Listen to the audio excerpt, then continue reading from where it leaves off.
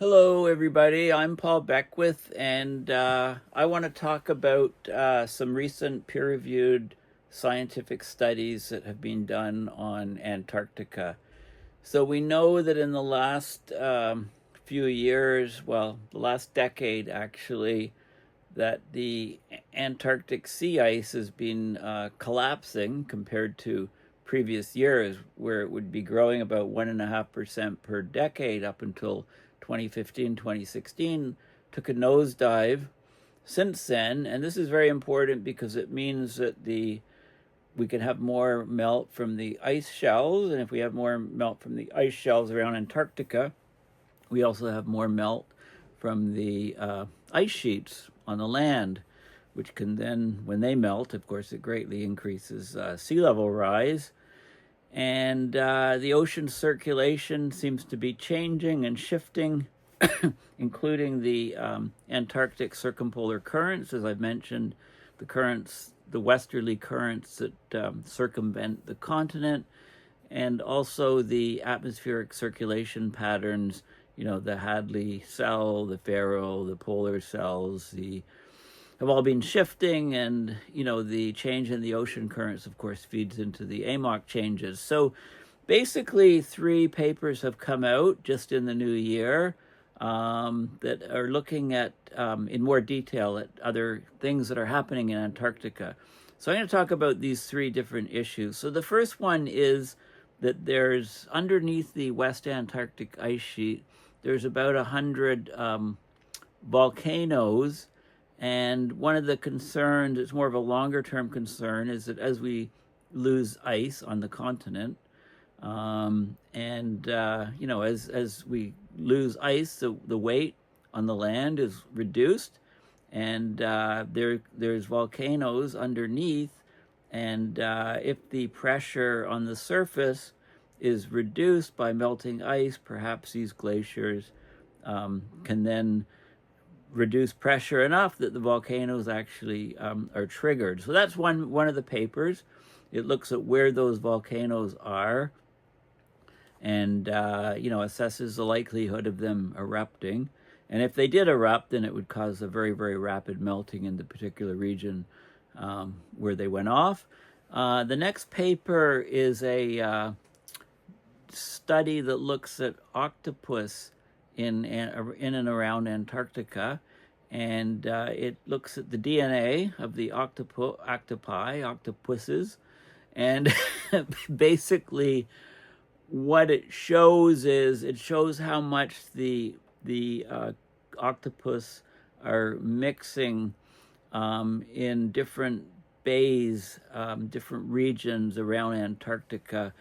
And it shows that during the last interglacial, there was a mixing between different basins, which could only happen if the sea ice on the West Antarctic, if the ice shells and ice cover that's grounded on bedrock on the West Antarctic side, ice shelf, if that, it would require a melting away of that ice shelf, large parts, to expose pathways for the octopus to mix and interbreed. So it looks at the DNA. It also goes back even further, and don't ask me all the details of how the DNA analysis works, but it shows that millions of years ago, there was also a lot more interbreeding, so therefore there would have been much less ice on the West Antarctic ice shelf. So that's an interesting paper, and this means that the ice sheets are less stable than we thought. And the third paper looks at the bathymetry around Antarctica. So there's many different regions around the coast of Antarctica, and because of limited access, we don't have a lot of information on how big the water cavities are underneath the ice, how big troughs are underneath the ice, how deep the water goes even. So there's a very interesting study that looks at gravity anomalies of Antarctica. So there's different densities, of course, of ice versus seawater versus bedrock. And by doing a 3D analysis of the gravity anomalies around Antarctica, we can actually map the bathymetry underneath the ice around Antarctica to much higher detail than we've had in the past.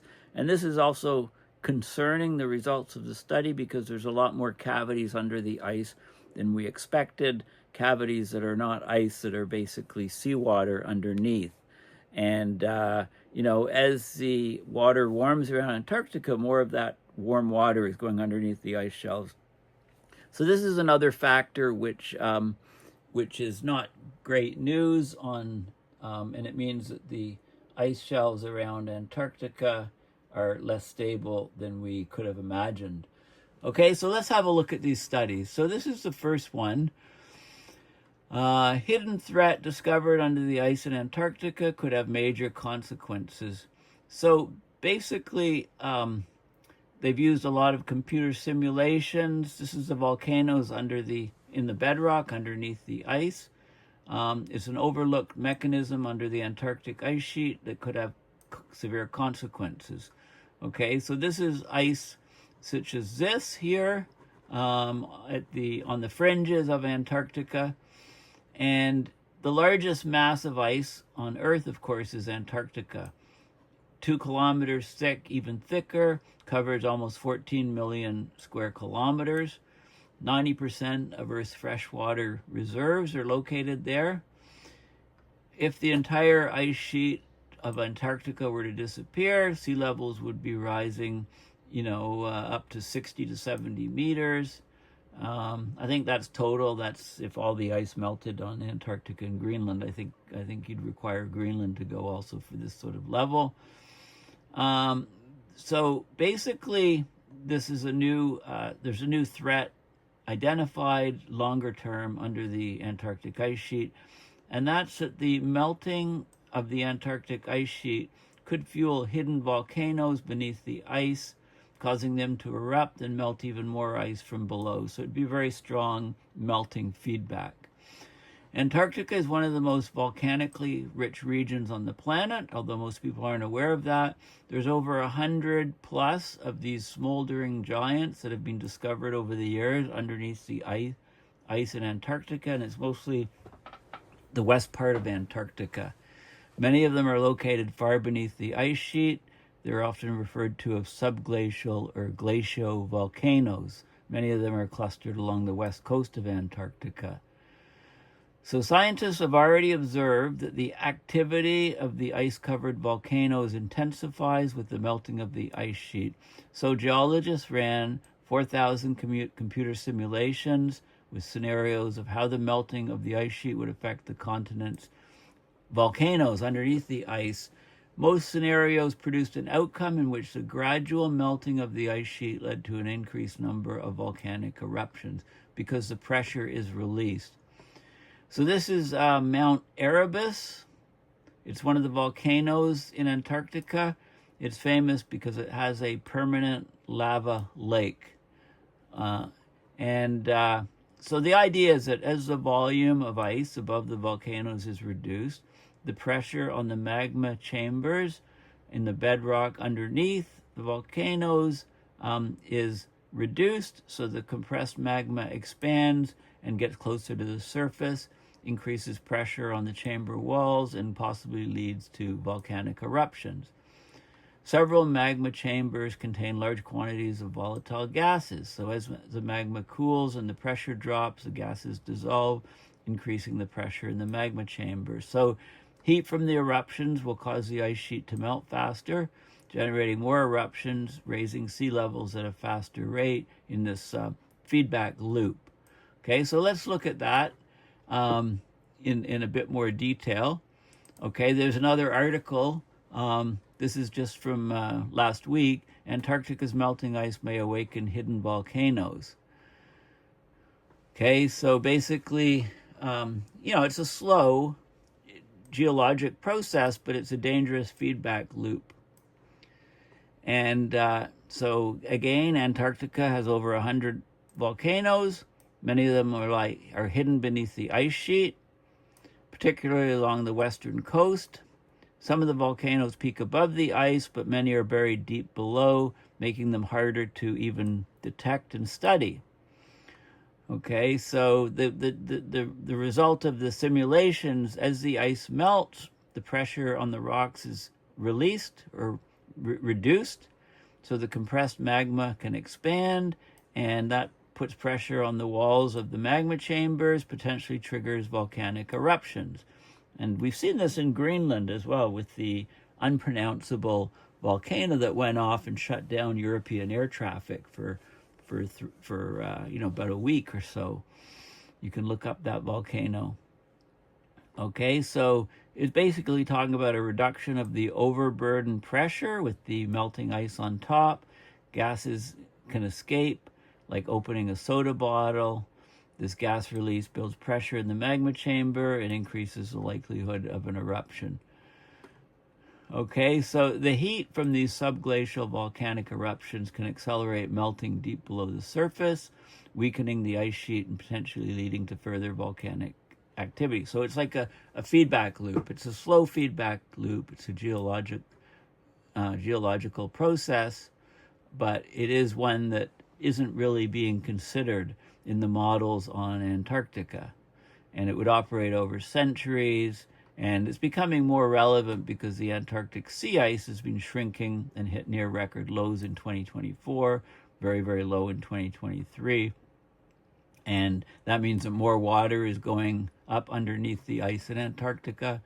And so the melting can be increased from that, and then that can, cause potential tipping points if any of these volcanoes are activated. Okay, so very interesting study. This is a paper, the open access paper, Magma Chamber Response to Ice Unloading, Applications to Volcanism in the West Antarctic Rift System, and it was just published late last year. Okay, so we'll just look at the abstract. Volcanic activity has been shown to affect the Earth's climate in a myriad of ways. One example is that eruptions proximate to surface ice. Next to surface ice will promote ice melting. In turn, the crustal unloading associated with melting an ice sheet affects the internal dynamics of the magma plumbing system. And there can be feedbacks, positive feedbacks between glaciation and volcanism. And our ability to predict accurate sea level predictions hinge on our ability to forecast the stability of the West Antarctic Ice Sheet. Okay, so this is a very important process, very nonlinear process. So they consider the removal of kilometer-thick ice sheets, demonstrate that the rate of unloading of the ice, or the rate of melt, influences the cumulative mass of the eruptions and the heat released into the ice from the volcanoes. Okay, so that's the key point, and right, so it can accelerate the loss as we get more and more ice lost in Antarctica. It can accelerate the process. The volcanoes can accelerate the process. That's basically what it's saying. So the whole stability of the ice sheet is a question here. So here this shows the ice sheet. As the ice sheet melts back, the weight is reduced. You get an unloading due to the ice sheet removal. And if you've got your magma chamber here, and you get heat loss to the surrounding bedrock, and you get magma recharging coming in, as you release pressure at the top, then magma can move up the tube, and if it reaches the bottom of the ice, it can melt through and cause a massive eruption and then melt the whole ice sheet around the surrounding area. So that's the idea, and they do a lot of theory and analysis of the pressures and so on, melting curves. I'm not going to go into the formulas and the details. This is all open source, and I'll give you the information. So they've modeled the different effects that it could happen. But I guess the key thing is that these are longer-term volcanic effects, which feed more into the sort of the long-term stability. And where are these guys? Where are these? This is a paper. Well, this is Antarctica. This is the Transantarctic Mountains that cross the middle of the continent, separating West Antarctic Ice Sheet from East Antarctic Ice Sheet. This is the rift system right here, delineated here and here, And these are all volcanoes. The triangles are all different known volcanoes under the West Antarctic Ice Sheet, most of them. And we've got an active volcano at Deception up here, and at Erebus here where there's a lava pool. Those are the active volcanoes, and the other ones are lying dormant. But again, as the ice melts out above, it can trigger volcanic eruptions. If something's primed to go, pressure released, it can go, and then that would cause a great acceleration of the ice melt. Okay, so this paper is from January 2020, new experimental data on deep melts of the West Antarctic drift system, separate segments. Okay, so this paper talks about, where the volcanoes are, and looks at some of the mechanisms, and looks at some geology of volcanoes, and how you can get the different levels in the lithosphere, pressures, all kinds of stuff like that. And there is this is an interesting website, Volcano Hotspot. It talks about, Antarctic 1, this is from a while ago, but it's very good background information. Antarctic 1, Introduction to Antarctica's Volcanoes. So we'll just have a look at some of the figures. So you can see the trans-Antarctic mountains here, the different ice shelves, the Ron Ice Shelf, the Ross Antarctic Peninsula. And you get these different regions of, rifts and so on. And so you've got geological activity here under the West Antarctic Ice Sheet, and it's dormant for the most part with a lot of ice cover, but as the ice is melting rapidly back, it can come alive and be a huge positive feedback to disrupt the ice and cause rapid melting on Antarctica. So there's just a map here of the different regions, and let's just look at the figures. So this is the Antarctic plate, right? With continental plate. So there's a whole plate here, the Antarctic plate, how it connects to the other plates. You may have heard of the Nazca plate, South American plate, African, Somali, Australian, Pacific, right? So it's connecting here, and everything is shifting and moving. There's a small plate here, the Shetland plate, which comes right up to the Antarctic Peninsula. This is some areas here. We've got, this is the continents, some of the locations before they split apart. So East Antarctica, we've got Africa, India, and Australia here. This is during the separation as continental drift moved things apart. And you can see the different regions here. This is with, if all the ice had melted, this is the different regions of you actually have different islands here, not one continent. And it talks about some more of the, 100 million years ago, where things were, Australia, East Antarctic, South America, Africa, India, plates in different locations, and the trans-Antarctic mountains, how they were formed. So this is showing where all the volcanoes are, as I showed you on a previous image, and it gives you the altimetry, bathymetry. So this is like minus 8 kilometers below sea level is the different colors, the heights and so on.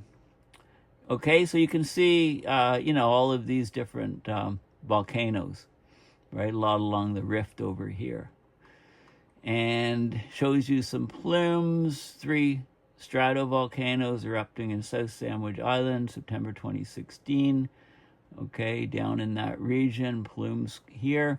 This is all ice and clouds and so on. So we've had volcanic activity.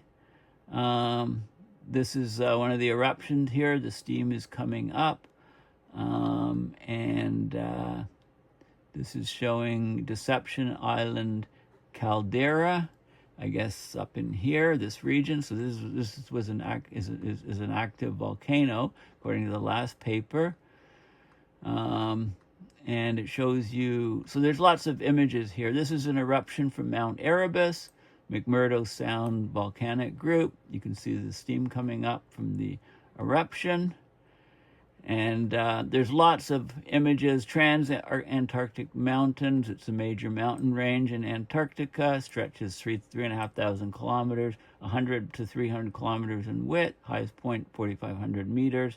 They separate the major geologic portions of Antarctica, the relatively quiet and much older East Antarctic, and the much more active West Antarctic, which is all, 100 plus volcanoes in the west.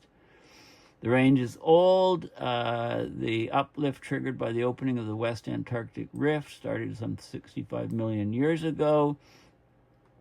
And, you can see the idea of, when the mountain chain was formed, etc., different theories. So this is a rift system again, here and here.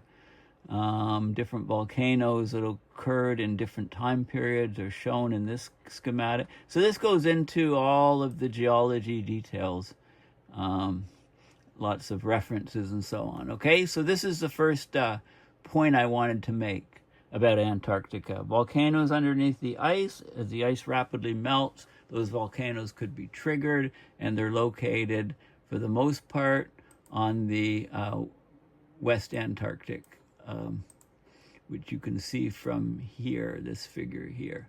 Okay, this is where the volcanoes are. Active volcano here in Deception, and active volcano in Erebus, and most of the volcanoes are dormant at the moment, but they could spring alive as the weight of the ice decreases rapidly atop them. Okay, so that's the first key point. The next paper I want to talk about is the Octopus DNA. Okay, so the Octopus DNA is telling scientists that total collapse of the Antarctic ice sheet is closer than we think.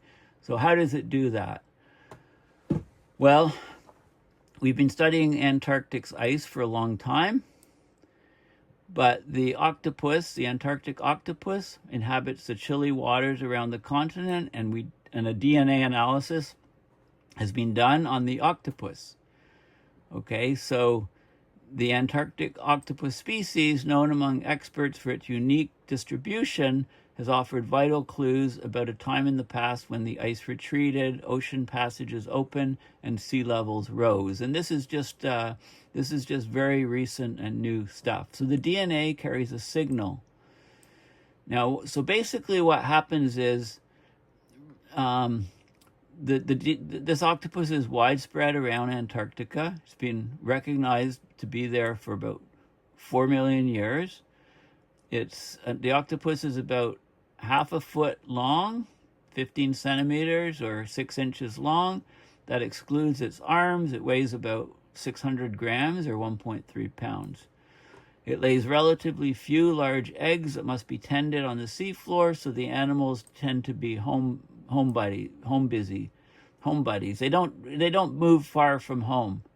So each population's genetic signature is quite distinct. Circular sea currents trap different groups in separate regions. Okay, it's a master of camouflage. It's about 200 to 500 meters deep. Sunlight barely reaches it. It's an elusive creature. But it's well equipped to survive. Okay, it plays an outsized role in the Antarctic ecosystem. It's a predator, feeds on small fish and invertebrates. Okay, so what's important? Scientists looked at genetic data across 96 samples taken over 30 years from museum collections. So the octopus once traveled between the Weddell, the Amundsen, and the Ross Seas. Okay, it traveled between these basins.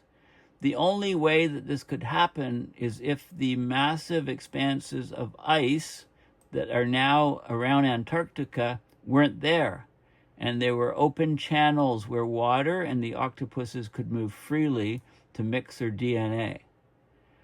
So they looked in the genetic record and they saw genetic mixing, and they could go back in time and see how long ago that genetic mixing occurred, meaning how long ago was there no ice blocking the Weddell, Amundsen, and Ross Seas.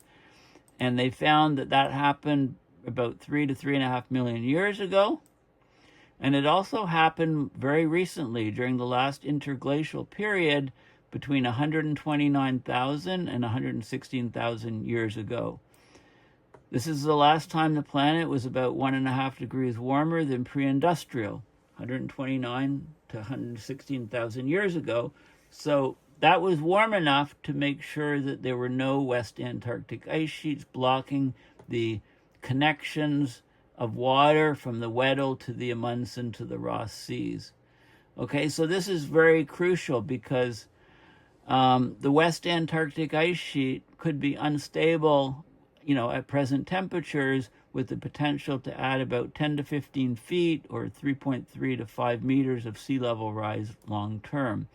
So this study provides empirical evidence indicating that the West Antarctic ice sheet collapsed when the global mean temperature was similar to that of today, suggesting that the tipping point for future collapse is close. In other words, there was no West Antarctic ice sheet just between 129,000 and 116,000 years ago, allowing the octopus to travel around between the Weddell, Amundsen, and Ross Seas and interbreed, and that signature is in their DNA. Okay, so this is actually a fascinating study. It's a pioneering study. It's the latest piece of evidence that stacks one more card on an already unstable house of cards, namely the collapse of the ice sheets. Okay, so this is actually quite fascinating. There's also, studies show that the shrinking Antarctic sea ice leads to more powerful winter storms and higher waves and major changes in the ocean structure. Years with minimal sea ice are likely to experience heightened storm activity and notable shifts in how heat nutrients move through the water. A crucial observation is on the water density. When the surface waters lose heat, they become heavier and sink more readily. So the massive increase in ocean heat loss to the atmosphere is increasing the density of water at the sea surface to values not previously seen. This can alter the ocean circulation, affect temperature and nutrient flows. Okay, so long-term changes in these deep currents might ripple through wider ocean basins, impacting weather patterns on other continents. Okay, so the octopus DNA is crucial information in this puzzle. So we're like detectives trying to figure out, what's going to happen to the Antarctic ice sheet, and the DNA from the octopus show that the ice sheets, the West Antarctic ice sheet, is much less stable than we thought before. Okay, so this is a crucial study. This is the actual study in Science, and you can sign up. You can sign up for free, register with Science, and create a free account, and then access the full paper. I didn't think I needed to go into the genetic details of how, it's more the results of what it means is what I'm trying to convey to you. So genomic DNA evidence for West Antarctic ice sheet collapse during the last interglacial, that's a key piece of the puzzle because the temperatures at the last interglacial were not higher than they're at today. So it looks like, if these temperatures are maintained and as global emissions go up, and as less and less is done on climate change, we're reaching these tipping points. We're likely to be triggering a West Antarctic ice sheet collapse, according to, anyway, the stability of the West Antarctic ice sheet is less than we thought. So the editor's summary: how the West Antarctic ice sheet responded to warmer climates in the geologic past has obvious relevance to our understanding of what its future could be as global temperatures rise due to human activities. So this study used a genetic analysis of this circum-Antarctic octopus, and it showed that the West Antarctic ice sheet collapsed completely during the last interglacial when global sea levels were 5 to 10 meters higher than today. Global average temperatures were only slightly warmer. It says about 1 degree warmer, I think less now. The implication of this finding is that major West Antarctic ice sheet collapse and the consequent rise in sea level could be caused even by the minimal temperature rises projected for stringent climate change mitigation, which we're not doing, right? So this is a really significant result using the gene flows within the octopus that lives in the water around Antarctica. So really fascinating study. And then the last thing I want to look at is the bathymetry of Antarctica.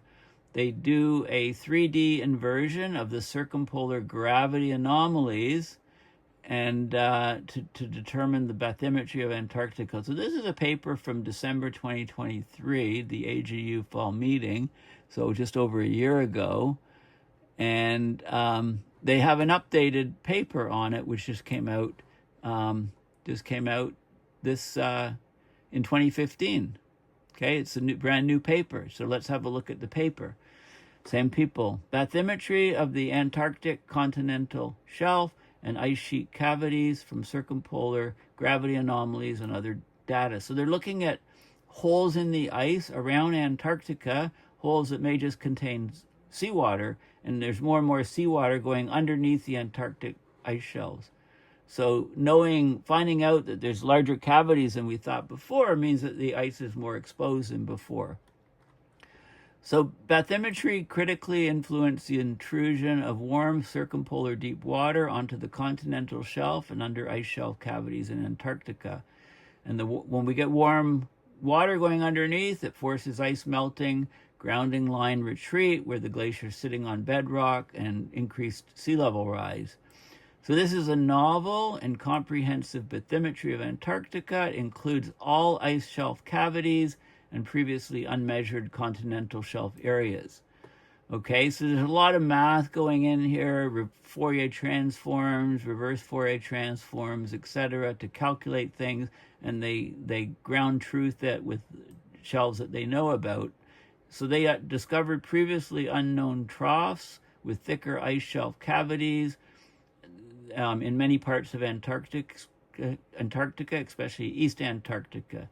And the great depths of the troughs on the continental shelf and ice shelf cavities means that many glaciers are more vulnerable to the ocean subsurface warming than previously thought. So melting from below is a huge issue for Antarctica, because if the air temperature is well below zero, which it is mostly, you don't get melting from above. It's the warm water undercutting it and melting it from below.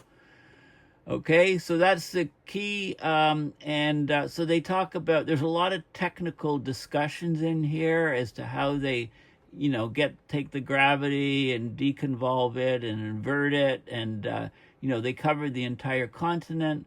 This is, this MGAL, even the unit, 1 gal is 1 meters per second squared. So gravity nominally is 9.8 meters a second squared, or 9.8 gal, right? Acceleration due to gravity. And they're measuring gravity anomalies on scales of 150 milligal. A milli is 1,000th of a gal. Okay, so very small changes in gravity they can detect, and they know that the density of the basically, you've got the density of the ice, you've got the density of the seawater, and you've got the density of the bedrock. So for each ice shelf region, the model domain includes an ice layer, density 0.9167 grams per cubic centimeter. The water layer, the density of seawater is 1.028 grams per cubic centimeter, and a bedrock layer, density is 2.67 grams per cubic centimeter. Okay, so they deconvolve that, they look at all these different regions, and they do their math, and they find out where the ice fronts are, etc., and they try to ground truth it with ice shelves that they know about to get the data. And this is the result. This is the key result. So here we've got Antarctica, and basically this is elevation in meters. The blue areas this is a kilometer below sea level. The yellow areas the yellow is 0. Okay, and then these areas are higher elevation. So they can resolve and look at all around Antarctica and see where the big troughs are, the areas below sea level where water can infiltrate in, warm water, the cavities under the ice, etc. and they resolve it into different regions. So this guy here, for example, is up here, and you can see these areas are well under sea level here, and probably containing water, right? They can resolve this. This is B, this section here. Again, yellow is 0. And this section here, you can see the blue areas where water infiltrates into the troughs.